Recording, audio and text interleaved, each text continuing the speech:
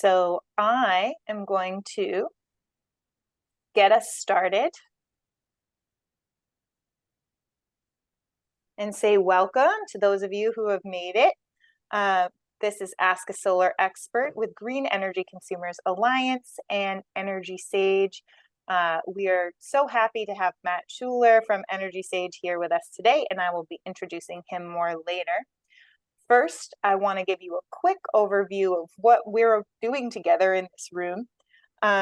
So my name is Erin Taylor. I'm the Marketing and Communications Director, sometimes called the Marketing and Membership Director at Green Energy Consumers Alliance. The reason I have many jobs is because we are a nonprofit. So we're a nonprofit organization, and our mission is to harness our power as energy consumers to speed the transition to a low carbon future. But what that translates to in a webinar like this is that we enable people and communities to make green energy choices. We really work to bring together vendors, information that helps people go ahead and make a green energy choice in their home. So today we're particularly going to be talking about solar, but we also have programs that work with electric cars, heat pumps, peak shaving, and energy efficiency, green electricity. So we will be happy to share more information about that. We have several webinars on different topics, always at greenenergyconsumers.org/events. We were founded in 1982, and we've been doing this work ever since. Our work is pro-consumer and pro-environment in Massachusetts and Rhode Island primarily.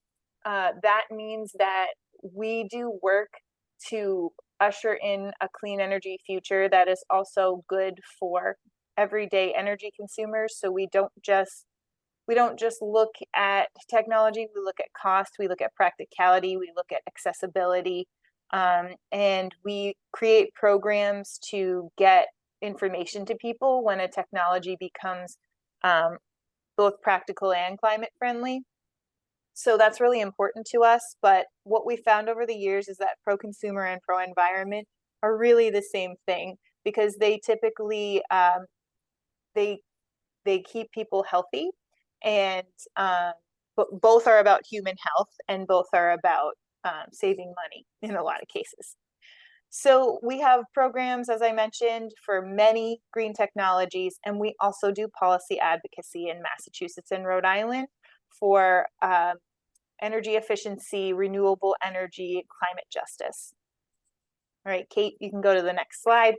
I am joined by my wonderful marketing coordinator, Kate Marcelino, as well. She's in the background, but she's going to be advancing these slides. So today's agenda, we're just going to quickly touch on your green electricity options, because we know solar isn't going to happen for everybody at this time. And then we're going to move into solar and just give you a quick mention of why we've got EnergySage here with us in the room. We're going to do a quick poll on where you're at in your solar journey. And then we're going to have a presentation from Matt. He's an EnergySage solar advisor, which means his job is to give unbiased advice to people about solar installations. So he has no interest in steering you toward one installer or another, but he is going to share with you more about EnergySage and more about solar installations in general. And then we're going to have up to 30 minutes for questions and answers. So there's a Q&A button at the bottom, and I really want you to consider using that. You can use chat as well, but it's not going to be as monitored as closely. Use Q&A, write your questions, but also look at what other people are asking. And if you want a question answered, you can go ahead and upvote it. So if you take a look at Q&A now, you can see different questions are already up there and they're open. You can see a way to thumbs up it. Actually, I'm not sure if that's enabled, so I'll pop in and enable that in a minute. But that will be enabled so you can upvote. So we appreciate that. So I'll pop in and enable that in just a minute as soon as I hand it over to Matt. All right, so quickly, other green electricity options. If you want to support renewable energy coming onto our power grid, but you can't put solar on your roof, you can make the switch to green electricity through our Green Powered program. And we have that up on our website. But at the same time, hundreds of communities in Massachusetts and 7 in Rhode Island are offering green electricity options of their own through a community choice electricity program. And yours might be one of those communities. So if you're interested in switching to greener electricity where all you do is sign up and nothing more, you can go to this website, info.greenenergyconsumers.org/cleanelectric. There you can switch to green powered, or you can see the 28 communities that we work with in Massachusetts and Rhode Island and see if they have a program. If your community is not there, that doesn't mean it doesn't have a program. You can just Google it, Google your community's name and community choice electricity, and you might find something that you can switch to. One other thing I want to mention is you probably will get a lot of offers from competitive suppliers just independently reaching out and asking you to switch your household to their electricity option because it's cheaper. Oftentimes when that marketing is done, it might be cheaper now, but it doesn't wind up typically being cheaper than either a community choice electricity program or even the utilities basic service over time. And this has actually been proven and investigated by the Massachusetts Attorney General. For this reason, we really don't recommend that you switch to a competitive supplier for your individual household. Community choice electricity programs do use competitive suppliers, and we do recommend that because it's bulk purchasing, so you actually get a better deal. But if you get someone coming to your door or in the mail, please buyer beware.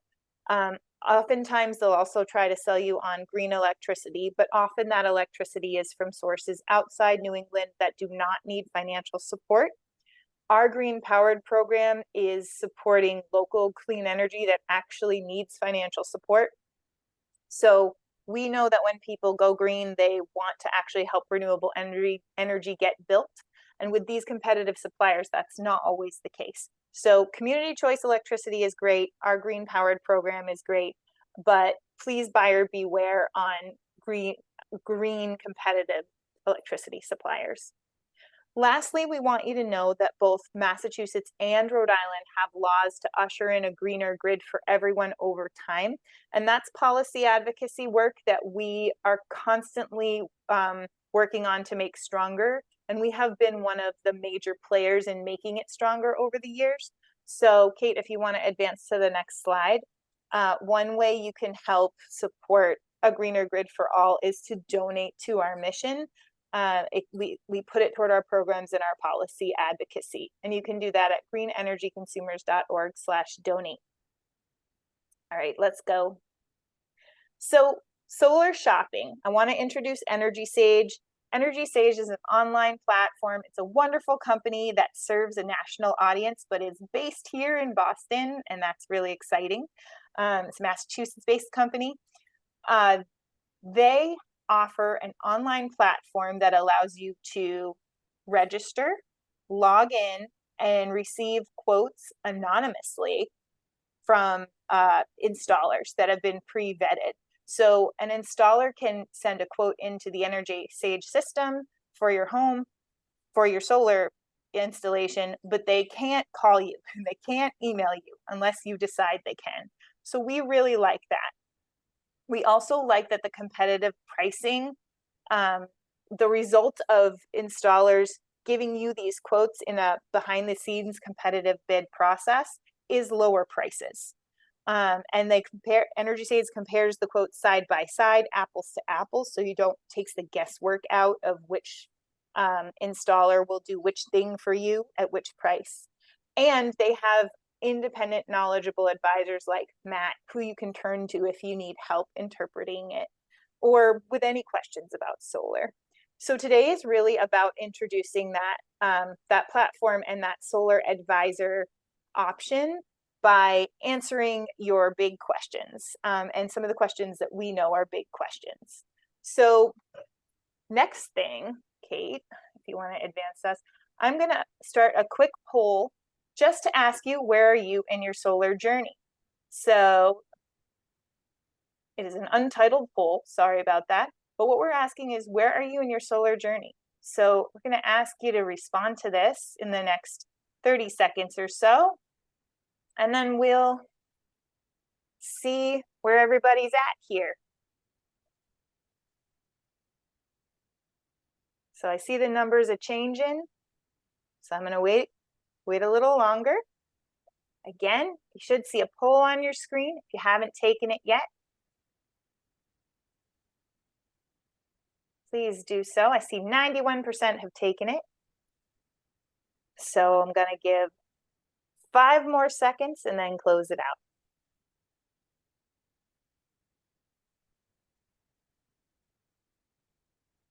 All right.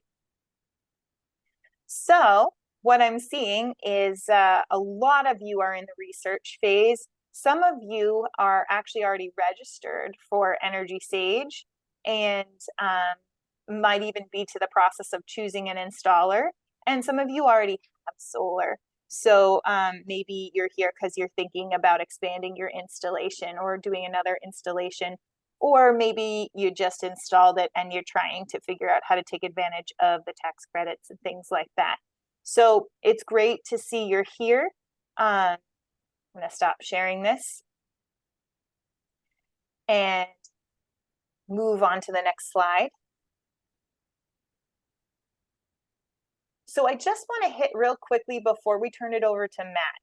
I want to hit top questions from previous sessions. So we've done this a few times, and what often comes up is the roof. So I want to assure you, Matt is going to talk about your roof.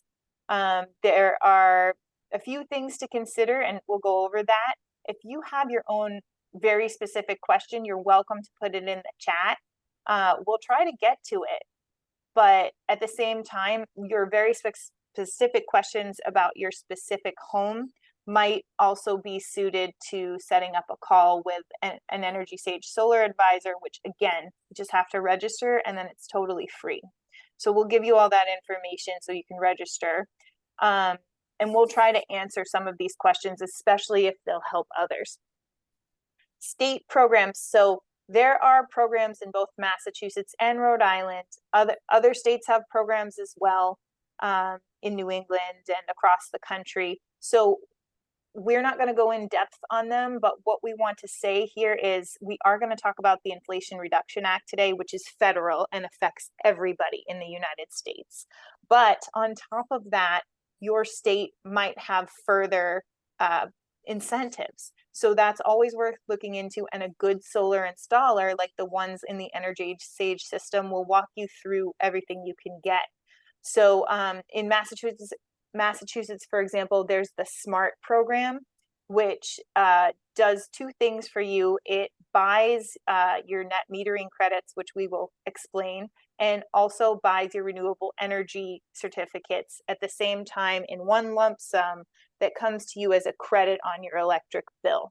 So that's really nice. And typically what it does is takes away your electric bill for the most part. And so that can help make the investment in solar easier.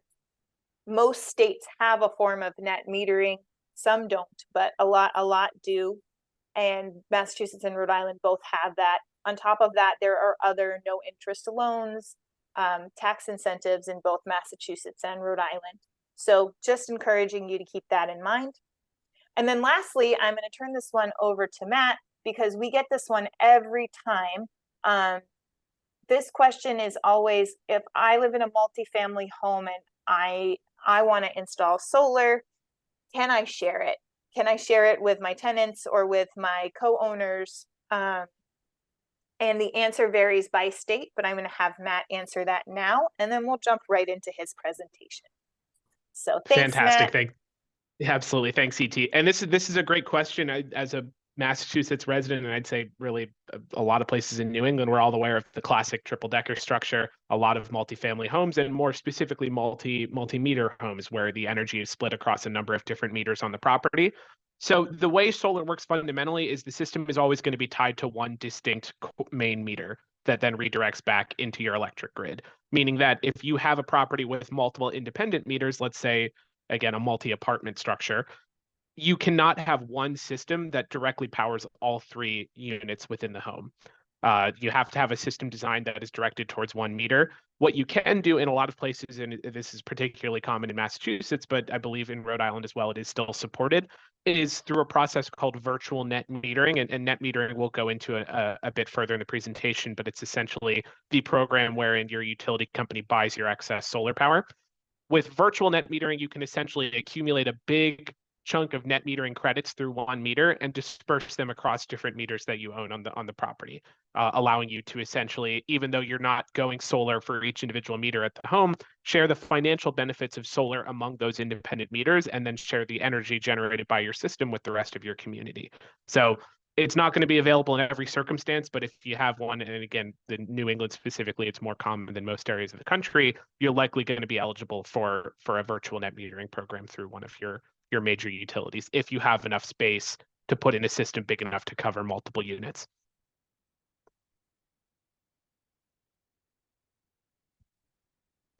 Now we can transition over to a bit of a discussion on EnergySage, and I really appreciate Green Energy Consumers Alliance here for bringing me in to discuss EnergySage and the role that we play. We've partnered with them for a long time. They're a fantastic partner of ours. Obviously, us being housed in New England, it's great to work with local New England partners to keep people interested in solar and clean energy options for their home.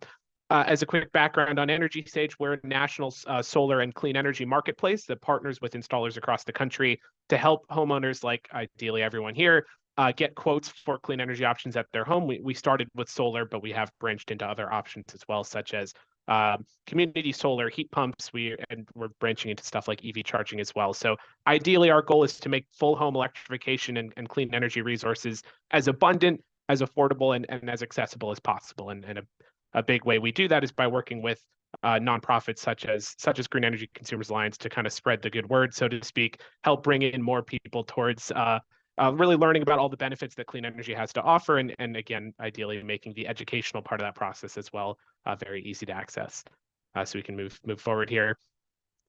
Quick overview of kind of what we'll discuss today. I'll quick intro on myself, what the role of the energy advisor is at EnergySage. We'll talk through the technology behind solar, how that works, and then talk a little bit more about sort of the role of EnergySage as a marketplace in helping you make your decision. We'll go into community solar as an alternative for people who don't have a home that's very suitable for rooftop solar. And then, as ET said, we'll have plenty of time, ideally, for questions as well. And I know a number of people have already put their questions in. I'll try to tackle these as we go through if they make sense for the specific part of the presentation we're going through, but we may save some for the end as well. If we don't get to your question, absolutely, we'll be doing our best to follow up and answer them independently. And as ET said as well, some of them might make more sense for more of an extended discussion after the fact. We have a team of advisors such as myself dedicated to that part of the process to be able to help people who have a longer kind of required discussion to really figure out their needs. But again, to kind of go into EnergySage, so we were started in the early 2010s as an educational resource for homeowners looking to go solar.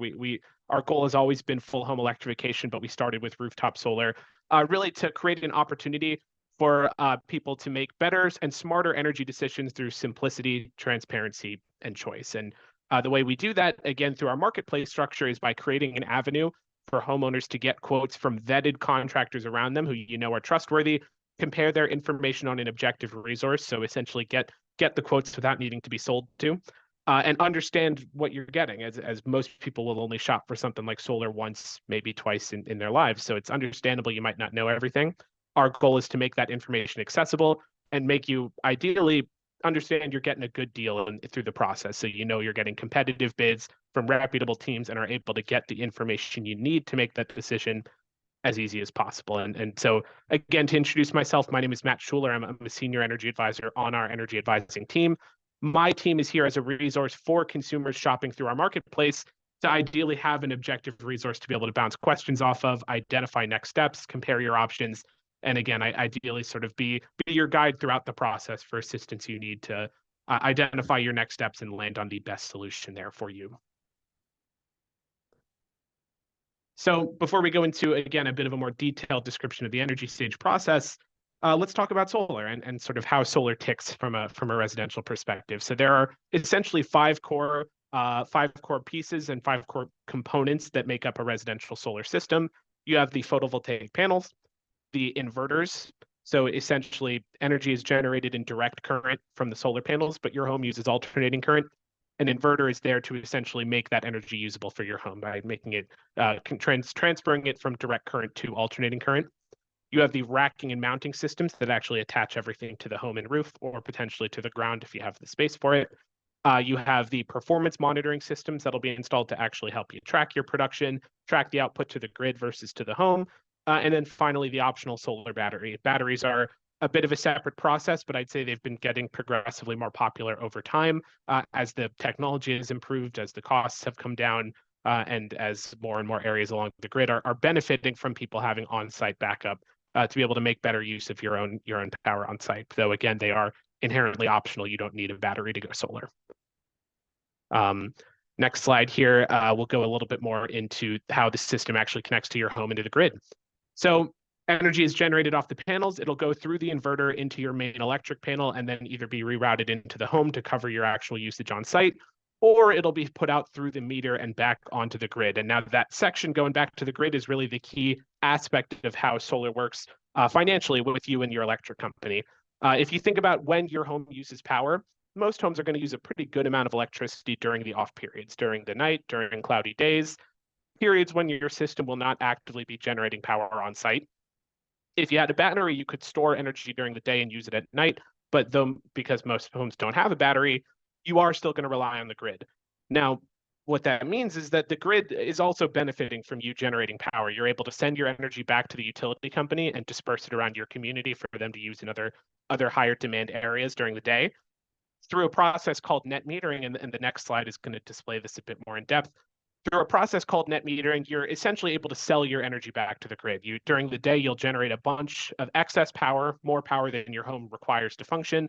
The utility company is going to take that power, use it around the grid, and essentially credit your account for the energy that you're sending back so that during the night, when you draw energy from the grid, you're essentially able to cover the difference and sort of make up that delta that you generated by, again, generating power during the off periods when don't actually need to use it. So most areas of the country that have a viable solar market are going to have pretty decent net metering rates. New England is among the best. Most of the areas in New England give you close to, if not full retail value for the energy that you're generating, which essentially means you're able to come as close as possible to fully covering your electric bill with solar and essentially doing a bill swap, fully covering your monthly electric bill for what would either become your new regular solar payment, or if you buy the system outright, essentially prepaying your electricity for the lifetime of the system, which is obviously, especially for people who are looking at other avenues of home electrification, again, heat pumps, an electric vehicle, it's a great way to help make yourself more grid independent and save money through the process while being greener as a whole. So again, general basics of solar: reduce and cover your electric bill, invest in the clean energy economy around your area, receive overall a pretty decent payback over time, especially in areas like New England that have unfortunately very high utility rates. So you can essentially reduce your carbon footprint, help the environment as a whole, cut back on carbon emissions, and save yourself some money as throughout the whole process. I'd say for people with a good roof for it, you really are able to kind of get the best of both worlds there. And solar is a great starting point if it is possible for you. Some frequently asked questions. ET touched on the roofing question, which is probably the most common one that we get is what is the impact on my roof here? And what can I really do to be able to limit the impact on my roof long term? Do I need a new roof when I'm going solar? At the end of the day, solar systems they have a very long lifespan. Ideally, you're looking at it as a 20 to 25 plus year investment. And your roof should ideally be able to support the system for that period of time. So if you have a roof that has already seen a little bit of wear and tear, maybe your roof is a little north of 10 years old, it's probably worth having someone take a look at it, getting an idea of how much life is left in the roof. It's very common for people who are doing solar to look into replacing your roof as an extension of that. So a lot of solar installers are also licensed roofers. They'd likely be able to help you with both ends of that project. You can tie in the warranties together and just do the full project in one swing. If you don't necessarily want to redo the roof right now, but you do like the idea of going solar soon, It is possible to remove and replace the system if you need to redo the roof down the road. It's not necessarily always recommended just because of the added cost, but it is an alternative if you're not comfortable with expediting the roof replacement as a result of that. Other than that, I would say most roofs that haven't seen a lot of wear and tear, especially roofs that are within a decade, are probably in a good fit for solar. And solar can actually help extend the lifespan of the roof by giving it an extra layer of protection from the elements that tend to damage roofs, those being snow, wind, hail. Direct sunlight is probably the biggest of the group there. So being able to give it an extra kind of shield, so to speak, is helpful.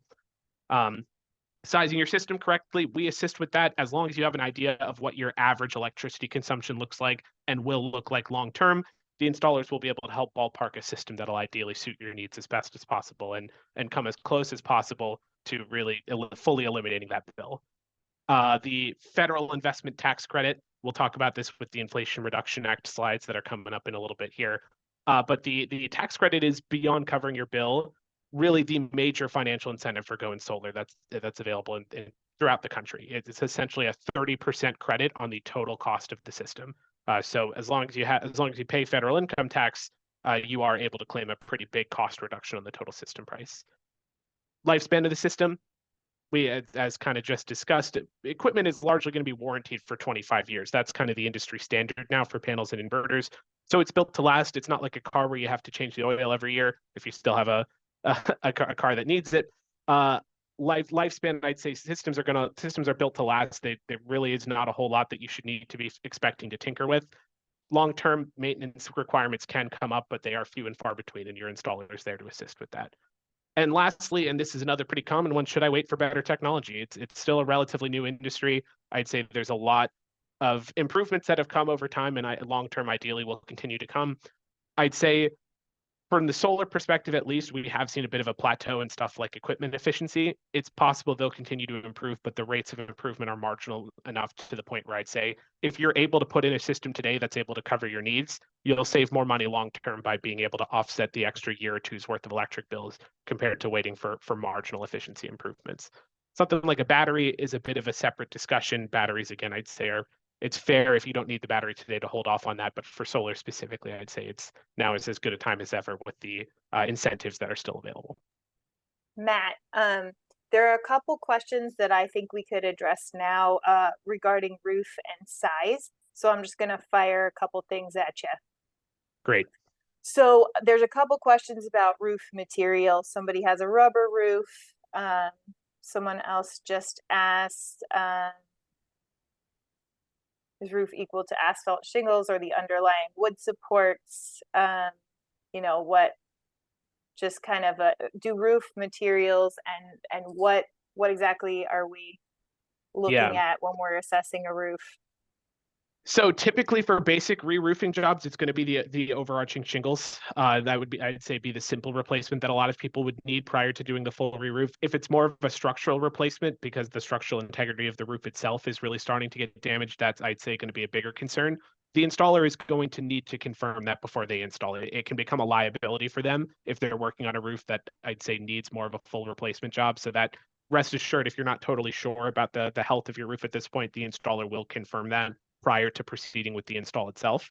As far as materials go, you can go solar on a pretty wide variety of roofing materials. There are some that are generally no-goes. Something like a slate roof is typically not going to be viable for solar. Cedar shake roofs, though uncommon, I'd say, are not great for solar, but variety of different shingle types are typically doable. Metal roofs are doable as long as they're standing seam.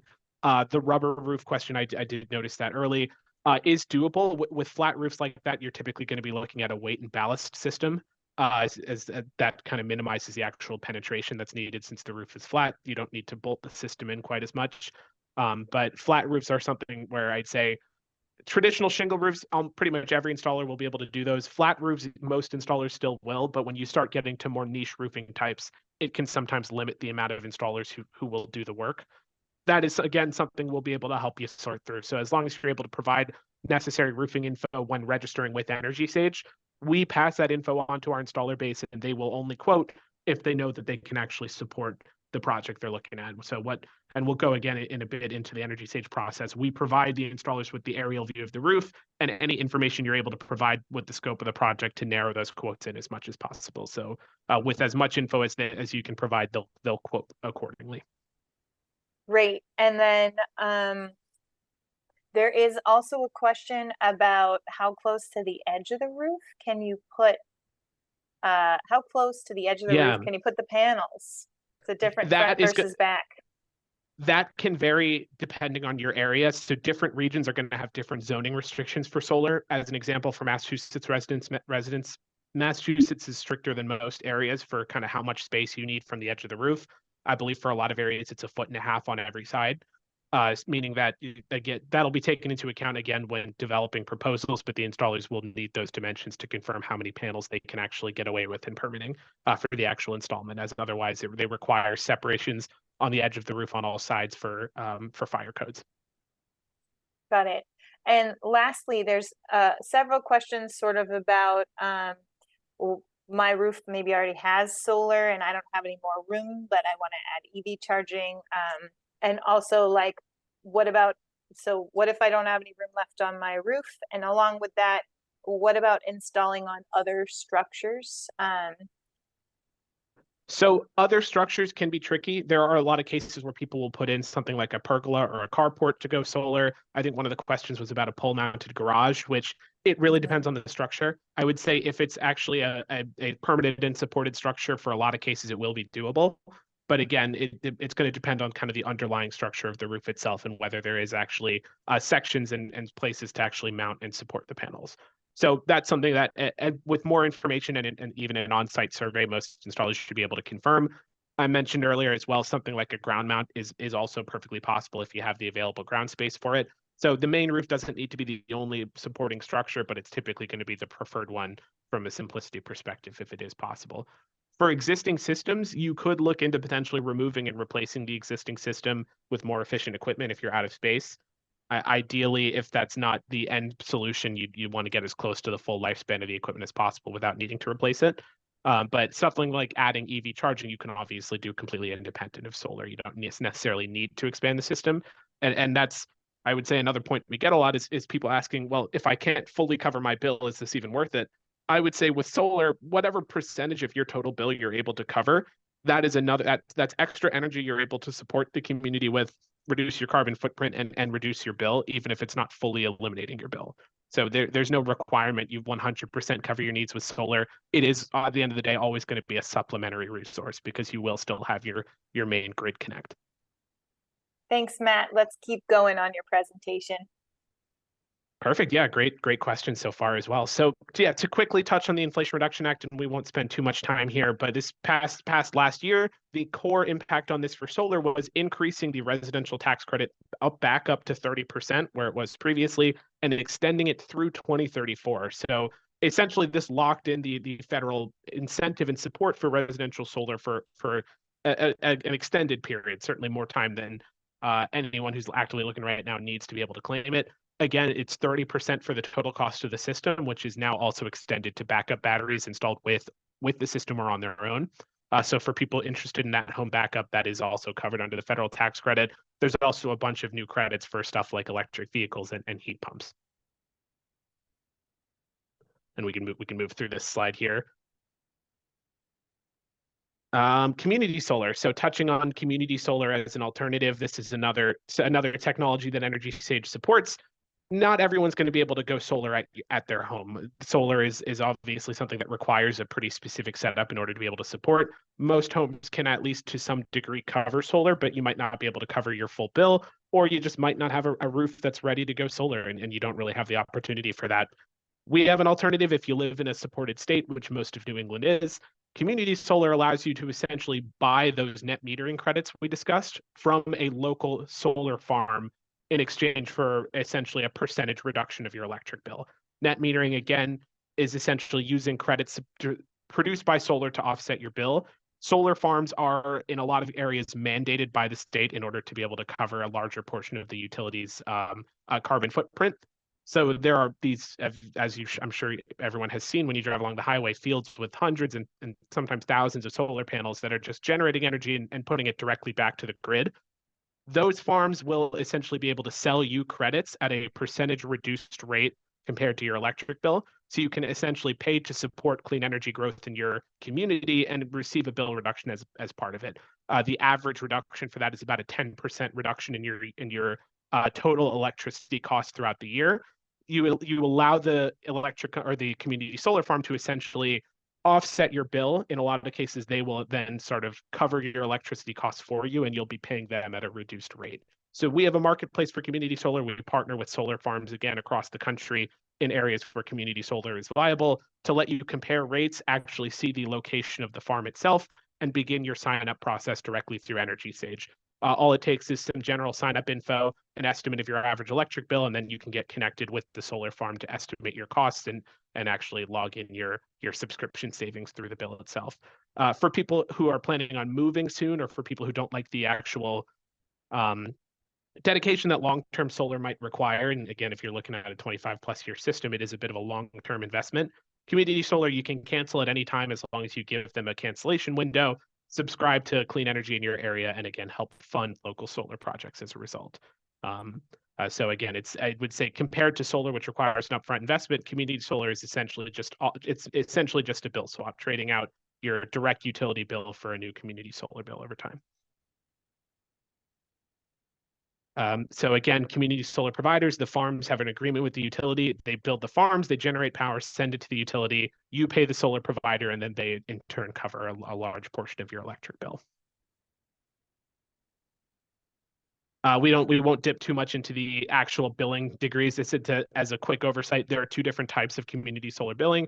Either dual, where you both pay your electric bill and your solar bill, and your electric bill is going to be reduced according to the actual value of the solar credits. Consolidated billing, again, the farm handles your utility bill through the utility for you, and you only pay your solar farm. This is going to vary depending on your area and depending on the developer that you're working with. So to round things out here, to kind of come back to the EnergySage overview again, our goal is to be able to help people best educate themselves on the options that are available and find reputable companies to really complete your project. I believe moving on here, we have an overview of kind of what that process looks like. I know most of the people who answered the poll at the beginning here said that you're in the research phase right now, which is great. That's, again, kind of, I would say, where most people who look into solar but don't end up doing it get stuck, is trying to get the info that you need to be comfortable and confident with the decision.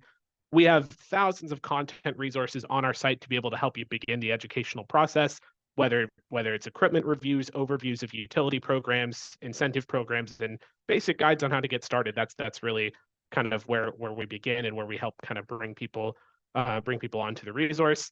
Once you're ready to begin, the sign up process through us only takes about 10 to 15 minutes. You give us your address, you give us your average electric bill, and a copy of your bill if you're able. We don't, again, as ET said, release your personal contact info to the installer, so you're able to handle your shopping process completely through our site if you're interested. Then you receive quotes within typically 1 to 3 days once you've registered. We send out the property to our network of installers. Any company who works in your area and is able to bid will review the info, size out a system for you, and actually give you a concrete proposal and quote, so you can get an idea of the pricing and again, just the general value, equipment, and whether you're interested. You can take as much time as you need to review. This is where my team comes in. So again, we have a team of advisors here to help you review, compare your options, educate yourself, and ideally get to the point where you're ready to select a contractor. And once you're ready to select, we connect you with them directly. You'll be moving forward to finalize a proposal. And that full process from selecting through install typically takes about 3 to 4 months.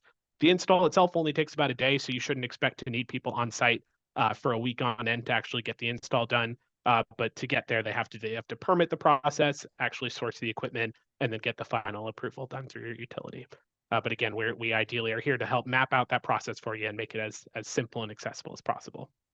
I just want to jump in and say again, free, no obligation. You can go to EnergySage's website and use all of their learning resources for free. You don't even have to register. Registration is free, and then there's no obligation.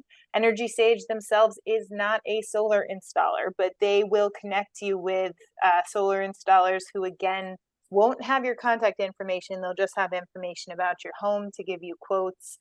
There's never an obligation to move forward. There's never an obligation to go with an installer you found through EnergySage. If you find someone else outside of that process that you want to use, you can do that. So this is really a wonderful tool to help you. Absolutely. And I'll add on, if you've already received quotes and you're just looking for some other comparisons, that's another thing we can assist with. If you want another set of eyes on the quotes you've already gotten to help give you an idea of how they stack up to the EnergySage bids you get, we get those conversations all the time. That's absolutely a worthwhile conversation to have, if nothing else, for a sanity check or making sure that what you're getting is competitive. And if not, then we can, again, help you get connected with companies who might be more competitive or more affordable than ones you've already gotten. And if at the end of the day, if you decide, hey, I've got all these quotes, but now is not the right time, you can put the search on hold. There's no requirement that you ever proceed. Ideally, we'll help you figure out whether it makes sense for you. But if now is not the right time, you can put your account on ice, so to speak. And if you'd want to re-engage at a later date, you can always come back around and get your quotes updated once you're ready. So Matt, this begs a question that comes up every time that I think would be good to cover now is, how do you make money? How does EnergySage Absolutely. make money? And I'll jump in and also say that when Green Energy Consumers makes a referral to EnergySage, and like any of you are referred by us, if you go through the process and decide to install with an installer that was recommended by EnergySage, we do get a $250 kickback that we put toward our programming. So I wanted to also make that clear, but go on, Matt. Absolutely, yeah. And this is a fantastic question. It's one that we field all the time, as well as kind of understanding where is our stake in the game, so to speak. How are we able to provide the resource that we do without charging customers anything? So again, as a background on us, a lot of our initial funding came through the Sunshine Initiative with the Department of Energy as a consumer protection resource. So as a resource built to making solar more accessible, more affordable, and more transparent for homeowners, we've gotten a lot of federal funding to be able to keep that in place and provide the service that we do. So again, though we are private, we've gotten a lot of public funding. As our marketplace is structured, installers who work through our network do pay a fee to use the service. So being able to kind of help assist with an installer's operation perspective, we're able to cut down on their own costs from a marketing and consumer connection perspective. Installers do pay for that. Among installers on our platform, we absolutely play no favorites. So we, again, the core goal of our marketplace is to make everything objective. So installers sort of pay to play, so to speak, but once they're on, we present all their information on an objective level, and again, try to eliminate the actual sales process from that pipeline. Help, again, make it just strictly about the info and about the education on whether or not it's a correct decision, rather than, again, kind of needing to jump through a lot of hoops to get there. Again, our income is split across a number of different avenues there, and then we also have a ton of partnerships with, again, nonprofits like the Green Energy Consumers Alliance and with utilities to be able to help kind of spread our outreach as best we can. All right. And I'll emphasize as a last point there, every contractor who works through EnergySage is thoroughly vetted. We are not an open marketplace. A contractor down the block from you can't come onto our website and just register an account with us to start submitting quotes. We thoroughly review every contractor before they work with us. It's typically about a 3 to 5 month onboarding process for a new company, wherein we look at the financial health of the company, how long have they been around, what does their customer service and satisfaction look like? Do they have a good history of customer service? Are they eligible to work in your area, and will they be able to long term? So we look and make sure that they are both, again, financially healthy, that we're confident they'll be able to provide good long-term service. And if we think that a company has poor business practices that we don't agree with, or that we think they won't be competitive and won't provide a fair deal for consumers on our site, there are plenty of companies we've said no to. There are plenty of companies we don't work with. We do our best to work with companies who we would feel comfortable working with ourselves. That's, I would say, a pretty key part of the EnergySage process on our end. And as a quick snapshot here, if anyone here has already registered for EnergySage, these pages probably look familiar. If you haven't, I know this is a lot of numbers here to present initially. Here's just a snapshot of what the actual quotes look like on our platform. So we try to show you the deep financials of the bids. What is it going to cost you? What is the return for you over time versus your current electric bill? How long will it take for the system to pay for itself?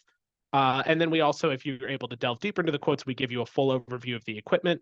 We have spec sheets and pages to actually allow you to evaluate the equipment itself. view the industry endorsements for each contractor. And then if and when you're ready, you can actually go into the contractor's profile pages with us directly, read some customer reviews and certifications, check out the additional services they offer. Again, our goal, though it's a lot of information up front, is to make sure that any information you feel like you need to be comfortable with the decision and get an idea of whether it's right for you, it'll be available here. And then when you're ready to go, we have ways for you to book meetings directly with the companies. You can send them a message on our platform and really kind of continue the discussion and communication there, however you feel most comfortable.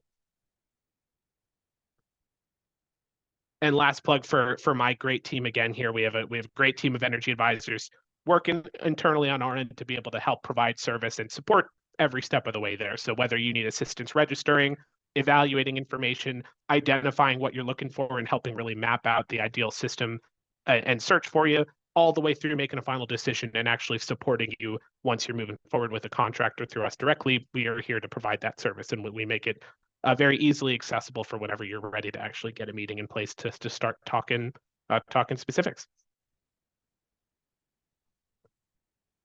So I know we have a number of questions we can look to get through. If you're looking to get started, you should see there's a QR code on the right side of the screen here. You can scan that to actually begin your registration process directly. This will make sure that you're linked to our referral system with Green Energy Consumers Alliance as well. That way we know you came from them and that you're here as a representative from GECA as well. And so again, the registration process, it's quick and easy. If you haven't done so already, again, I'd say absolutely a great way for you to get an idea of whether your house is viable for solar and whether this is the right decision for you. And if you register through this QR code or that link, greenenergyconsumers.org/solar, you do put in place the connection that allows us to get a $250 referral kickback if you decide to go solar through a vendor you find via EnergySage. And we appreciate that. So just letting you know that that's how you make sure that happens. Perfect. So here we are at Q&A. We've got 11 minutes left, and we've tackled, I think, a lot of questions that are common. So what I'm going to try to do is leave a few minutes, at least 5, for Matt to scan your questions and try to give high-level answers as best he can. I want to remind you that for your specific scenario, you certainly can set up a time with a solar advisor and really talk it through. We do recommend that, and we'll follow up again with a reminder that how you do that. So first I want to ask a couple questions that I think are common. So like people are asking a lot about pole or ground mounted situations and if the incentives still cover them and if EnergySage installers would take those sort of installations on. Yeah, so absolutely, they are still covered. Any residential system that's being used to power or offset your home electricity usage and bill is going to be eligible under the federal tax credit, and in almost every case under the more state-specific programs as well. As far as whether an installer will take them on, it's a little bit more situation to situation based. Something like a basic ground-mounted system is still something most installers will be able to cover and service, as long as you have the amount of available space for it. Something like a pole-mounted structure is a much more niche offering. It's something that I'd say most installers will not be able to do. But absolutely, you can feel free to register and get an idea of what's available out there. If we're not able to give you a quote through a contractor directly, we might have some educational resources for that and potentially some connection to other resources. At the end of the day as well, for very niche services, sometimes the best people to reach out to are just going to be your utility. To see whether something is viable and supported in your area, and they sometimes have recommended connections as well. But for more basic stuff like ground-mounted systems, it is something most companies are going to be able to do. And what about people who are planning for more electrification? So like we mentioned, someone installing EV charging, installing induction stoves, heat pumps. And before Matt answers that, I will say that I did see a question about, are there incentives to upgrade my to electrify? So when you're adding systems that may need further electrification in your home, so just wires and updating your capacity, your electric capacity, that doesn't, that's not the actual equipment, but the Inflation Reduction Act does in fact have incentives for that. So the Federal Inflation Reduction Act does. I'm not sure about the state off the top of my head, but the IRA does. And anyway, go ahead, Matt, on the electrification, like planning for solar Yeah. panels. So ideally long term, and this is what I typically say to everyone who brings this question up because it's a great one. Again, the system is essentially for most people it's a lifetime installation. You're for the amount of time you'll be in the home, that system is going to be there. Likely it'll probably outstay unless you're looking at a 30 plus years in the home, which is certainly possible. The system is probably going to be there longer than you will. You want to size for your long-term consumption. You want to get an idea of not only how much energy am I using today, but at least a good idea of is my usage going to increase down the road. So adding something like a heat pump or an electric vehicle that you can get a realistic gauge on usage for is worth factoring into your initial design and oversizing the initial system so that when that new energy usage comes in, you're already prepared for it. Your utility might give you some pushback if you're looking to oversize by like 200%, but for at least a more modest oversizing of the existing system, typically they will allow you to go a bit above your current usage, as long as it's not, again, kind of fully doubling or tripling your energy consumption throughout the year. And since And we your are, installer will be able to assist with that. yes, the installer is going to be a very good friend when they can answer all these questions.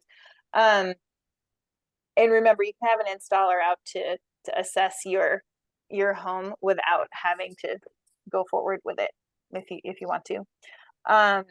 So there's a lot of people here who actually have solar and are looking at redoing their solar. So just a couple questions about a few questions in there, like using existing wiring from the old system.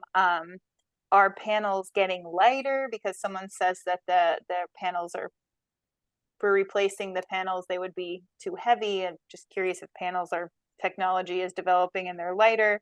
And then also, what if you have solar on your roof and it's fine, but the roof isn't fine and you need to redo the roof? What happens to the Yeah. solar?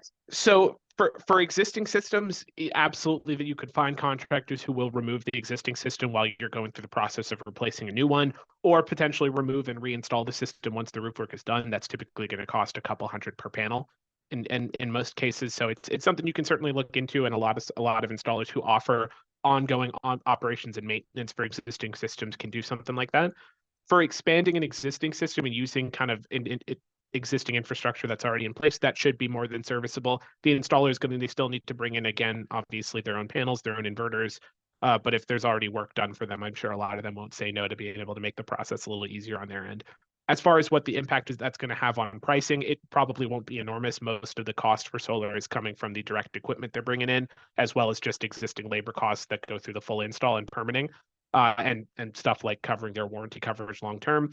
So I'd say it probably is not going to be a huge reduction in terms of the install cost, but if you already have solar, it'll be a pretty good starting point to know that they'll be able to work with the home. And what was the last part of that question? Well, there's a couple of existing wiring and lighter panels. I don't know which ones. Panel weight really has not changed all that much. Panels potentially have gotten larger, but typically the panel weight and the actual impact on your roof is going to be based on the total amount of space the system takes up, because the weight is spread out across the full system. So if each individual panel is larger, that also means you're not putting in as many panels to get the job done. So I would say the weight dispersion really has not changed much. A couple questions about own versus lease. Yeah, Owning versus leasing. That's a great question. For anyone, again, who's lived in their home for a while, I would expect a lot of people have probably gotten people coming by door to door knocking, asking if you're interested in leasing a solar system. They are not terribly common, certainly not as common as they used to be comparatively to owning, specifically because of the benefits to owning versus leasing. And so for most people, we typically recommend buying the system outright or financing the system as opposed to leasing. Since if you finance the system, you're still able to claim the federal tax credit, the state tax credit if there is one, production incentives. Whereas if you lease the system, for one, you might have an escalator cost, and you're not going to be able to claim those incentives that you actually get for owning the system outright. And the last difficulty that can come with leases is that it can create problems from a home sale perspective, where you would typically have to buy the lease out at an unfavorable rate in order to be able to sell the home. So generally, I'd say for the vast majority of homeowners, we do recommend purchasing or financing as opposed to a lease. Leases can be helpful, for example, for people who pay no federal income tax. So if you're retired, they can be beneficial if you're not planning to leave. That can sometimes get you the overall lowest possible monthly payment. But for a lot of people, I'd say owning the system is going to be better in the long run. Okay, we've got 4 minutes left. So Matt, I'm just going to let you have at it in the question Great. section. Yeah, we can try to run through as many as possible here. We will, I believe, be able to get an export of the questions we weren't able to get to today. So Yep. we'll do our best to follow up there and, Yep. and again, give you opportunities. Andrew had asked, replacing your roof when you already have solar. Yep, again, so there are companies who will remove and replace the system. If you need to redo the roof, it'll typically cost a couple hundred per panel. Unfortunately, not a resource that we are able to provide at EnergySage. Ours is specifically for buying new systems rather than maintenance on existing systems. But if you're able to find a local solar contractor, they will typically have rates for removal and replacement of an existing system. Moving on here, property tax. There was a property tax question. Most states have property tax exemptions for solar, so it would not have any impact on the property tax. Question on pursuing more solar if your electric bill is already pretty low. $20 a month, honestly, would it be a small enough system expansion that I'd say it's probably not worth it if you're only adding a few extra panels, unless you're looking to go beyond that, again, to prepare for future increased usage. Certainly, that's something you could look into. If not, though, you could, again, always look into community solar as an add-on to your existing rooftop system. In most places, those are not mutually exclusive. You could do both. That actually, I'll add an extension to that. That extends to stuff like community choice electricity as well. Community solar does not actually change your energy supplier. You're still going through your grid supplied energy. You're just using community solar to offset your electric bill. So you could, in some cases, go with a clean energy sourced electricity supplier for your home and then supplement that with community solar to offset your bill. So kind of being able to double dip there a little bit is possible in most areas. Scanning through here, what determines the size of the array? This again was going to come down to installer sizing for your long-term usage. So either current usage or future usage, they'll ideally try to target that as best as possible within the restriction provided by the utility company. So utilities will in some cases not allow you to go above a certain mark, but installers will be able to help maximize that to the best of their ability. And your installer is going to have a good understanding of that. What is the average payback for solar panels? This depends entirely on your area. I would say places like Massachusetts and Rhode Island are typically about 6 to 7 years. Something like New Hampshire might be a bit longer, but it's really mostly determined by your cost of electricity. When searching for community solar, are you limited to systems in the same electric grid zone? Typically, yes, it'll be required that it's with a farm within your similar service territory. But what your defined service territory can differ a lot depending on your utility company. So as an example, I live in the Eversource region. I live in Somerville in Massachusetts. I live in Eversource service territory, and I'm able to work with a community solar farm that's actually based over by the Cape. So it can sometimes be pretty far, even if it's within the same kind of utility territory. Did you say you can take 30% for the standalone battery? The battery no longer needs to be paired with solar to be eligible for the 30% credit. So as of this year, there is a standalone battery credit if you're only doing batteries as opposed to batteries plus solar. There's a question about how solar work when there's a loss of grid power. Oh yeah, this is a great question. Probably something we should have covered during the slides there. So apologies on my end for that. So solar without batteries is going to disconnect when you lose power to the grid. Solar on its own, unfortunately, cannot serve as a viable backup solution. As for utility workers working on the lines, it becomes a safety hazard to have a live system outputting power that would still need to be able to offset power back into the grid. With battery storage installed, you can store energy in the batteries during the day, draw from the batteries during an outage or at night, and then during the day use panels to refuel the batteries. So with batteries would be required if you want to be able to operate during an outage, but that's again a large reason of why batteries for some homes can make a lot of sense. Someone also asked about a phase out of the Massachusetts SMART program. So if I had mentioned SMART earlier, where you get a certain incentive that pays you for the net metering and renewable energy credits in a lump sum as a credit on your electric bill. But yes, it is a program with a phase out. So as time goes by, the incentive shrinks. So, if you get in with this round of SMART, you might get a certain price, but if in the future, that price is going to decrease. So what you get back decreases.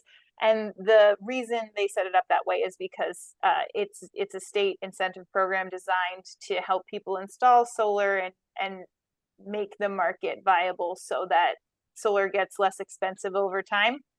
But what we see often with these kinds of incentives is they renew them, extend them, or figure out a new one once you get to the end. So we'll see what happens with smart.